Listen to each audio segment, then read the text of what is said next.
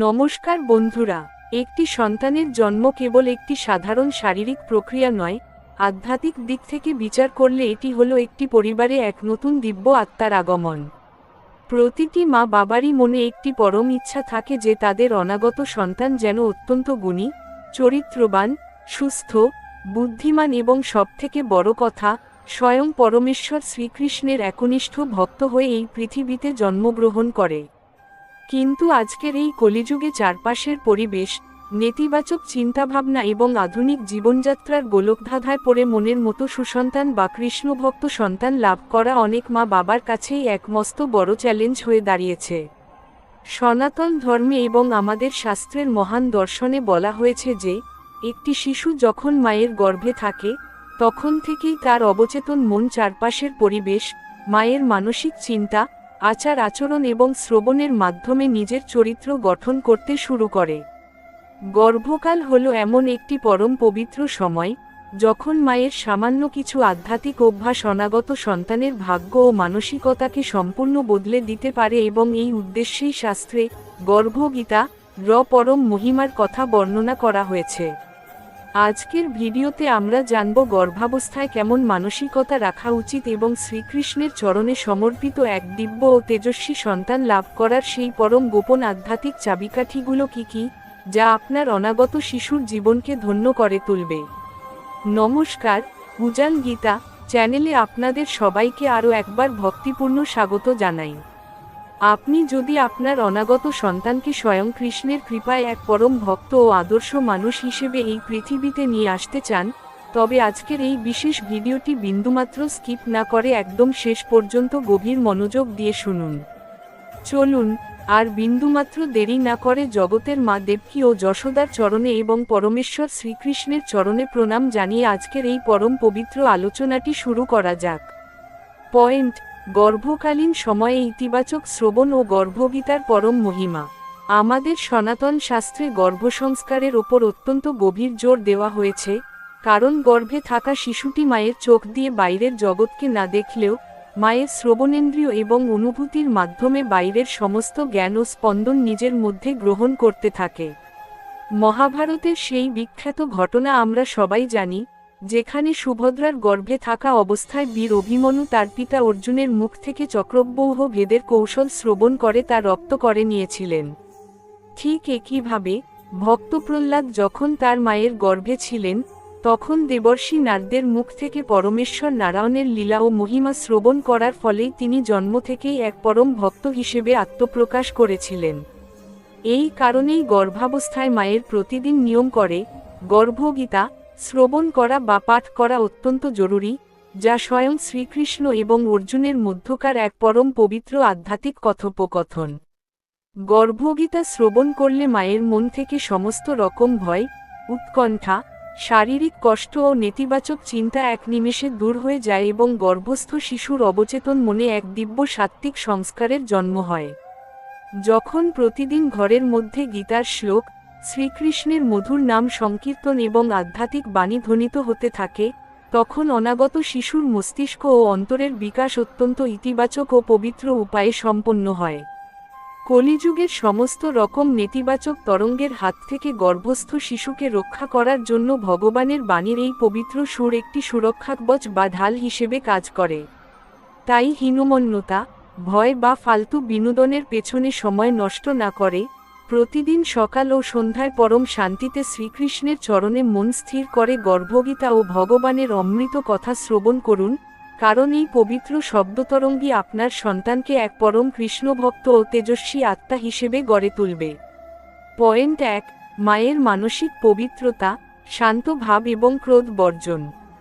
একটি সন্তান গর্ভে থাকা অবস্থায় মায়ের মানসিক অবস্থা ঠিক কেমন থাকে, তার সরাসরি এবং গভীর প্রভাব শিশুর স্বভাব, চরিত্র ও স্বাস্থ্যের ওপর সারা জীবনের জন্য পড়ে যায়। মা যদি গর্ভাবস্থায় অনবরত খিটখিটে মেজাজে থাকেন, সামান্য কারণে রাগ প্রকাশ করেন, ঘরের মানুষের সাথে কলহ করেন কিংবা তীব্র মানসিক অবসাদ ও কান্নাকাটির মধ্যে দিন কাটান, তবে গর্ভস্থ শিশুর মনও অত্যন্ত দুর্বল, ক্রোধী ও চঞ্চল প্রকৃতির হয়ে গড়ে ওঠে। ভগবান শ্রীকৃষ্ণ গীতায় সাত্ত্বিক ভাবের যে বর্ণনা দিয়েছেন, তা একজন হবু মায়ের জন্য সবথেকে বেশি প্রয়োজনীয়, কারণ মায়ের ভেতরের শান্ত ও আনন্দময় ভাবী শিশুর পরম সুরক্ষার চাবিকাঠি। মা যখন চারপাশের সমস্ত ছোটখাটো ভুলত্রুটিকে ক্ষমা করে দিয়ে নিজের মনকে সমুদ্রের মতো শান্ত রাখেন, তখন গর্ভের শিশুটিও এক অদ্ভুত পরম নিরাপত্তা ও মানসিক স্থৈর্য অনুভব করে। রাগ বা ক্রোধ মানুষের বুদ্ধিকে নাশ করে এবং শরীরে এক ধরনের নেতিবাচক হরমোনের ক্ষরণ ঘটায়, যা গর্ভস্থ শিশুর শারীরিক ও মানসিক বিকাশের মস্ত বড় ক্ষতি করতে পারে। তাই এই পরম পবিত্র সময়ে পরিবারের প্রতিটি সদস্যেরই দায়িত্ব মায়ের চারপাশে এক পরম আনন্দময়, ভক্তিপূর্ণ ও ঝগড়ামুক্ত পরিবেশ বজায় রাখা এবং মায়ের নিজেরও কর্তব্য নিজের মেজাজকে সবসময় নিয়ন্ত্রণে রাখা। মনে মনে সবসময় শ্রীকৃষ্ণের বাল্যরূপ বা গোপালের দিব্য হাসিমুখের ছবি কল্পনা করা এবং পরম শান্তিতে শ্বাস নেওয়া মায়ের মনকে এক অপার্থিব পবিত্রতায় ভরিয়ে তোলে। আপনার অন্তর যত বেশি শান্ত, করুণাময় এবং ভালোবাসায় পরিপূর্ণ থাকবে, আপনার অনাগত সন্তানও ঠিক ততটাই শান্ত, বুদ্ধিমান ও দেবতুল্য গুণাবলী নিয়ে এই পৃথিবীতে পা রাখবে। পয়েন্ট: সাত্ত্বিক আহার গ্রহণ এবং অন্নকে ভগবানের প্রসাদ হিসেবে গ্রহণ করা। শাস্ত্রে বলা হয়েছে, যাদৃশং অন্নং তাদৃশং মন, অর্থাৎ মানুষ যেমন অন্ন বা খাদ্য গ্রহণ করে, তার মনের চিন্তাভাবনা ও স্বভাবও ঠিক তেমনটাই গড়ে ওঠে। গর্ভাবস্থায় মা যে খাবারটি খাচ্ছেন, তা কেবল তার নিজের ক্ষুধা মেটানোর জন্য নয়, সেই অন্নের রস থেকেই গর্ভস্থ শিশুর প্রতিটি রক্তকণা, হাড় ও মাংসপেশি তৈরি হচ্ছে। তাই এই পরম পবিত্র সময়ে হবু মায়ের আহার অত্যন্ত সাত্ত্বিক, তাজা, পুষ্টিকর এবং সম্পূর্ণ পবিত্র উপায়ে তৈরি হওয়া বাধ্যতামূলক, যেখানে অতিরিক্ত ঝাল, মশলা বা তামসিক উপাদানের কোনো স্থান থাকবে না। তার থেকেও বড় আধ্যাত্মিক রহস্য হল, মা যখনই কোনো খাবার বা জল গ্রহণ করবেন, তা সরাসরি মুখে না তুলে প্রথমে স্বয়ং শ্রীকৃষ্ণের চরণে নিবেদন করে তাকে পরম পবিত্র প্রসাদ হিসেবে গ্রহণ করা উচিত। যখন কোনো অন্ন ভগবানের চরণে নিবেদিত হয়, তখন সেই অন্নের ভেতরের সমস্ত জাগতিক দোষ দূর হয়ে যায় এবং তা এক অলৌকিক আধ্যাত্মিক শক্তিতে রূপান্তরিত হয়। এই কৃষ্ণপ্রসাদ যখন মায়ের মাধ্যমে গর্ভস্থ শিশুর শরীরে প্রবেশ করে, তখন শিশুর ভেতরের সমস্ত পূর্বজন্মের পাপের সংস্কার ধুয়ে মুছে সাফ হয়ে যায় এবং তার অন্তরে এক পরম সাত্ত্বিক চেতনার জন্ম হয়।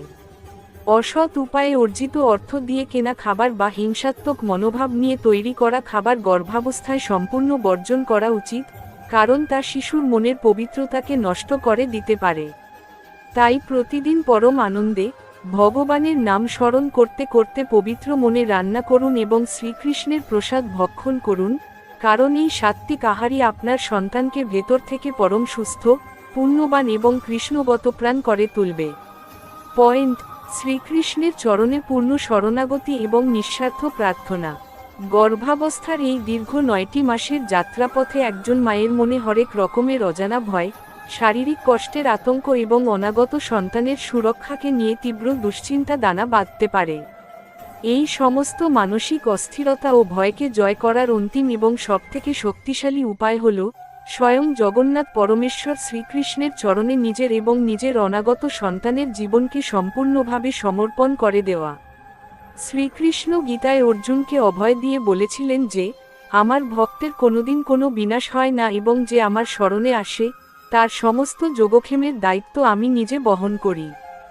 রাতে ঘুমানোর আগে এবং প্রতিদিন সকালে ঘুম থেকে উঠে নিজের গর্ভে হাত রেখে পরম শান্তিতে ভগবানের কাছে প্রার্থনা করুন, হে প্রভু, এই যে দিব্য আত্মা আমার গর্ভে এসেছে, এ আমার নয়, এ তোমারই সন্তান, তুমি একে রক্ষা করো এবং একে তোমার একনিষ্ঠ ভক্ত হিসেবে এই পৃথিবীতে নিয়ে এসো।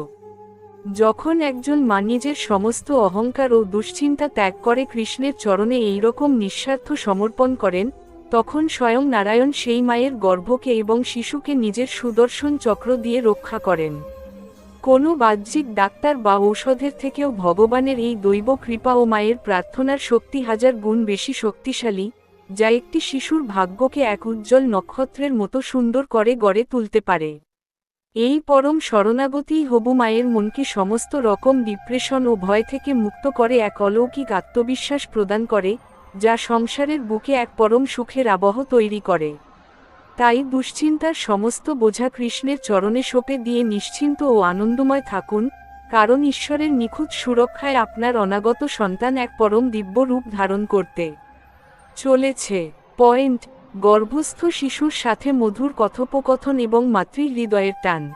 গর্ভাবস্থার দিনগুলোতে মায়ের আরেকটি অত্যন্ত চমৎকার ও অলৌকিক কর্তব্য হল নিজের গর্ভস্থ সন্তানের সাথে প্রতিদিন নিয়ম করে গভীর ও মধুর কথোপকথন বা মনের কথা বলা। চিকিৎসা বিজ্ঞান এবং আধ্যাত্মিক শাস্ত্র উভয়ই এক বাক্যে স্বীকার করে যে গর্ভে থাকা শিশুটি মায়ের গলার স্বর খুব ভালোভাবে চিনতে পারে এবং মায়ের প্রতিটি আবেগের প্রতি সাড়া দেয়। প্রতিদিন কিছুটা সময় একা শান্ত হয়ে বসে নিজের গর্ভের ওপর আলতো করে হাত রেখে শিশুর সাথে কথা বলুন, তাকে সৎ পথের গল্প শোনান, স্বয়ং শ্রীকৃষ্ণের বাল্যলীলার মধুর কাহিনীগুলো শুনিয়ে তাকে বলুন যে সে কতটা ভাগ্যবান যে সে ঈশ্বরের এই সুন্দর পৃথিবীতে আসতে চলেছে। তাকে বোঝান যে এই জাগতিক লোভ, মোহ ও কামের সংসারে এসেও কিভাবে নিজের অন্তরকে পবিত্র ও কৃষ্ণগত প্রাণ করে রাখতে হয়। মা যখন পূর্ণ ভালোবাসা ও ভক্তি নিয়ে শিশুর সাথে এই ভাব বিনিময় করেন, তখন শিশুর হৃদয় ও মস্তিষ্কে এক গভীর আত্মবিশ্বাস এবং সাত্ত্বিক সংস্কার স্থায়ীভাবে দানা বাঁধতে শুরু করে। এটি কেবল একটি মায়ের মুখের কথা নয়, এটি হলো একটি পরম পবিত্র আধ্যাত্মিক সুরক্ষা কবচ, যা অনাগত শিশুকে জন্ম নেওয়ার আগেই এই কলিযুগের সমস্ত নেতিবাচক প্রভাব থেকে মুক্ত রাখে। যে মায়েরা গর্ভাবস্থায় সন্তানের সাথে এইভাবে দিব্য আলোচনা করেন, তাদের সন্তানরা জন্ম নেওয়ার পর অত্যন্ত শান্ত, বাধ্য, প্রখর বুদ্ধিসম্পন্ন এবং পরম ঈশ্বরবিশ্বাসী হয়ে ওঠে। তাই প্রতিদিনের সংসারের হাজারো ব্যস্ততার মাঝেও অন্তত কিছুটা সময় বের করে আপনার অনাগত শ্রেষ্ঠ হৃদয়ের সাথে এই মধুর ও আধ্যাত্মিক কথোপকথনের অভ্যাস গড়ে তুলুন, যা তার ভাগ্যকে এক উজ্জ্বল নক্ষত্রের মতো সুন্দর করে তুলবে। পয়েন্ট 2: সৎ চরিত্রের অভ্যাস এবং মায়ের প্রতিদিনের আচার আচরণে ধার্মিকতা। গর্ভাবস্থায় কেবল মুখে ভালো কথা বলা বা ভালো জিনিস শ্রবণ করাই যথেষ্ট নয়, মায়ের নিজের দৈনন্দিন আচার আচরণ, স্বভাব এবং চরিত্রেও পূর্ণ ধার্মিকতা ও সততা বজায় রাখা অত্যন্ত আবশ্যিক। শিশু মায়ের গর্ভে থেকে কেবল মায়ের কথা শোনে না, বরং মা প্রতিদিন কিভাবে জীবনযাপন করছেন, তার আচরণে কতটা বিনয়, দয়া এবং পরোপকারের ভাব রয়েছে, তা অবচেতনভাবে সম্পূর্ণ নিজের মধ্যে শুষে নেয়।